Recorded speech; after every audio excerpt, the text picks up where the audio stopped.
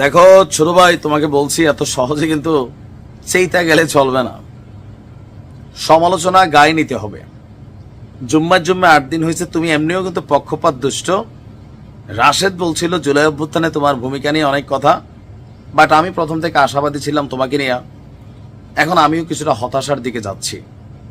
Bluetooth বয় সার্জিস, আসিয়ার মৃত্যুর পর সার্জিস যখন আসিয়ার এখানে জানাজা দিতে গেল, এর পর মুহূর্তে সোশ্যাল মিডিয়াতে একটা পোস্ট আসলো যে আসিয়া সিএমএইচে যখন ভর্তি ছিল, সার্জিসের বাসার কাছ থেকে 10-15 মিনিটের রাস্তা।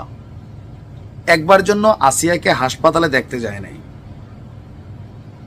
যখন আসিয়া মারা গেল, মাগুরাতে গেল আসিয়ার এই ছোট্ট শরীরটা, তখন জানাজাতে অংশগ্রহণ নেওয়ার জন্য, একটু ভাষণ দেওয়ার জন্য, ফুটেজ খাওয়ার জন্য সার্জিস মাগুরা গেল। প্রায় 150 কিলো রাস্তা দূরের, কয়েক ঘন্টার রাস্তা।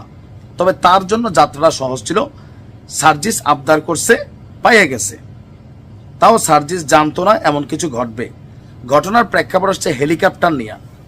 আমাদের এই ছাত্র উপদেষ্টারা যারা কয়েক মাস আগেও চপ্পল পায়ে রিক্সায় চড়তো, আজকে তাদের জন্য র্যাব ফ্রিতে হেলিকপ্টার দিয়ে দেয়।